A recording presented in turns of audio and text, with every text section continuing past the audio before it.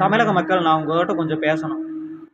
இது எம்பட சொந்த பிரச்சனைக்காக இல்லை, மக்கள் பிரச்சனை பற்றி தான் நான் உங்ககிட்ட கொஞ்சம் பேசணும். பேசலாமா? உங்ககிட்ட டைம் இருக்கா? கொஞ்சம் என் வீடியோ முழுசாக பார்க்க முடியுமா? அதுக்கு முன்னாடி எனக்காக என்னோட சேனலை சப்ஸ்கிரைப் பண்ணிக்கோங்க. வீடியோ பிடிச்சிருந்தா லைக் பண்ணுங்கள். இப்போ நான் உங்ககிட்ட என்ன பேசணும்னா, நம்ம நாட்டில் விவசாயிகள் தொடர்ந்து போராடிட்டு இருக்கிறாங்க. நம்மளுக்கு அதை பற்றி கவலையே கிடையாது.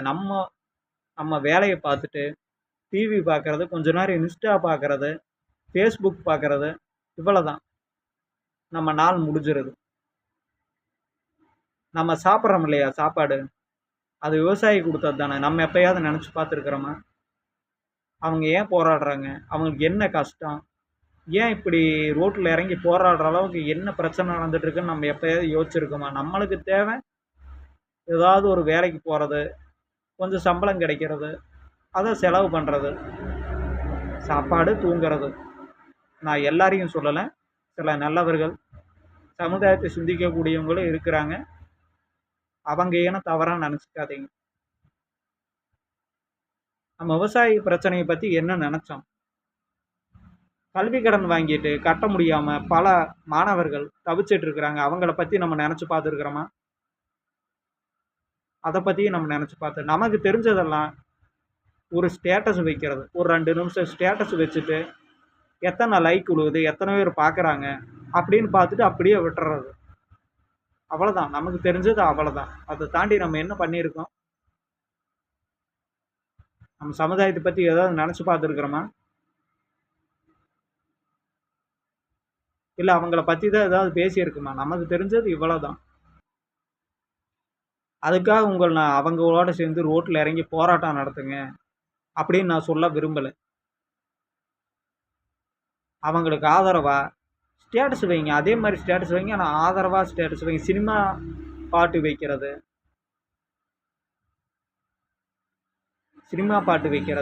இல்லாட்டி வேறு எதாவது செய்யணும், உங்களுக்கு பிடிச்ச கேம் ஸ்டேட்டஸ் வைக்கிறது, அதையெல்லாம் விட்டுட்டு நடிகர் புகைப்படங்களை ஸ்டேட்டஸாக வைக்கிறத விட்டுட்டு விவசாயிகளுடைய பிரச்சனையை நம்ம ஸ்டேட்டஸாக வைப்போம். நமக்கு தெரிஞ்ச ஸ்டேட்டஸ் வைக்கிறது தானே, நம்ம அதை பண்ணுவோம்.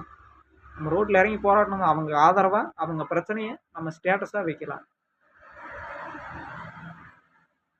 ரோட்டில் இறங்கி போராட வேண்டாம், ஒரு ஸ்டேட்டஸாக வைப்போம். ஃபேஸ்புக்கில் போடுவோம், வாட்ஸ்அப்பில் வைப்போம், இன்ஸ்டாவில் வைப்போம். அவங்களுக்கு ஆதரவாக மக்களெல்லாம் இருக்காங்க. எப்பயும் விவசாயிகளுக்கு ஆதரவாக நம்ம இருக்கிறோம்.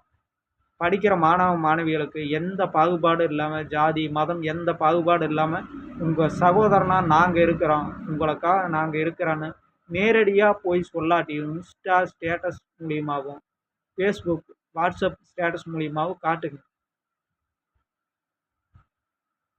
அதனால ஏதாவது பயன் இருக்குதான்னு கேட்டால், இருக்கா இல்லையான்னு எனக்கு தெரியல. ஆனால் நம்ம இத்தனை பேர் ஆதரவு இருக்கான்னு அதில் ஒருத்தராவது உங்களுக்கு தெரிஞ்சு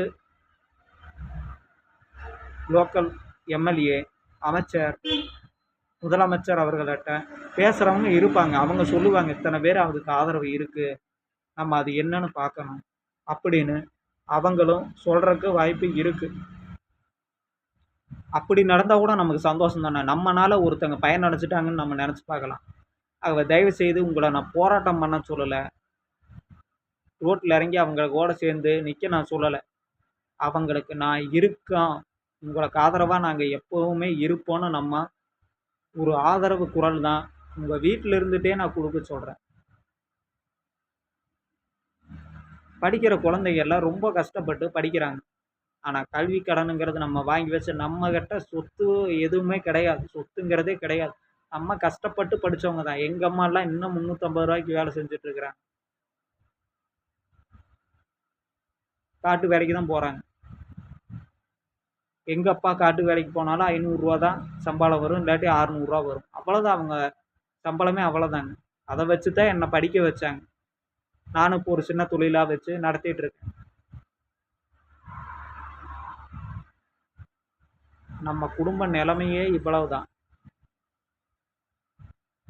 உங்ககிட்ட நான் சொல்கிறது என்னென்னா, தயவு செய்து படிக்கிற குழந்தைகளுக்கு, விவசாயிகளுக்கு கொஞ்சம் ஆதரவு கொடுங்க.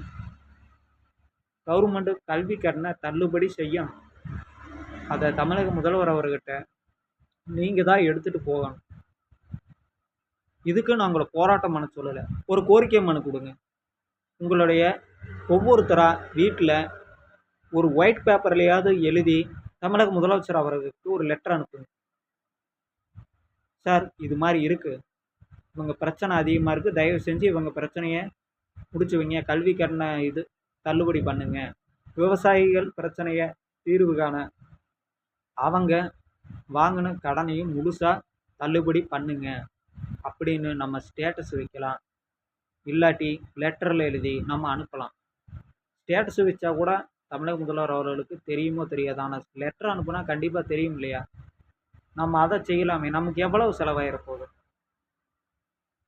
இல்லாட்டி சிஎம் செல்லுக்கு அனுப்பலாம். படித்த பசங்க நிறையா இருக்கிறீங்க, உங்கள் குறைகளை எழுதி சிஎம் செல்லுக்கு அனுப்புங்க. கண்டிப்பாக தமிழக முதல்வர் அவர்கள் நடவடிக்கை எடுப்பார். ஏன்னா நீங்களாம் தேர்ந்தெடுத்தது தான். நம்ம ஓட்டு போட்டு தானே தமிழக முதல்வர், அமைச்சர்கள், எம்எல்ஏக்கள் எல்லாமே ஆகியிருக்கிறாங்க. அவங்க நம்மளுக்காக கண்டிப்பாக நம்ம பிரச்சனைக்கான ஒரு முடிவு அவங்க சரி செய்வாங்க. அதுக்கு நம்ம ஃபஸ்ட்டு குரல் கொடுத்தோமா, நம்ம அவங்களுக்கு தெரிவித்தோமா அப்படிங்கிறது தான் நம்ம யோசிக்க வேண்டியது. அவர் தயவு செய்து உங்களால் முடிஞ்ச ஒரு ஒயிட் பேப்பராவது எடுத்து தமிழக முதல்வர் அவர்களுக்கு ஒரு கோரிக்கை மனு எல்லாருமே எழுதி அனுப்புங்க. நாட்டோட பிரச்சனை அது நம்ம பிரச்சனை. விவசாயிகள் தான் நாட்டோடைய முக்கியமான முதுகு எலும்பே. அவங்க இல்லாட்டி எதுவுமே கிடையாது. நம்ம திங்கிற 3 வேற சோறு அவங்க கொடுத்தது. ஆகவே தயவுசெய்து விவசாயிகளை கொஞ்சம் நம்ம நினச்சி பார்ப்போம். அவங்களுக்காக ஒரு கோரிக்கை மனு ஒவ்வொரு வீட்டில் இருக்கிறவங்களும் எழுதி போடுவேன். நான் தயவுசெய்து போராட்டம் பண்ண சொல்கிறதா நான் நீங்கன்னு நினச்சிட வேண்டாம். இது ஒரு ரெக்வெஸ்ட்டாக தான் நான் கேட்குறேன். அவங்களுக்கு ஆதரவாக நம்ம நிற்கிறோம், படித்த குழந்தைகளுக்கு ஆதரவாக நம்ம நிற்கிறோம். நம்ம வீட்லேயும் இருக்காங்களா, படித்தவங்க இருக்காங்களா, நம்மளுக்கு அந்த கஷ்டம் தெரியுங்களா? அடுத்த வீட்டு குழந்தைகளுக்கு இருக்கிற கஷ்டம் தானே நாளைக்கு நம்ம குழந்தைக்கு வரும் அப்படின்னு நம்ம நினச்சி பார்க்கலாமே.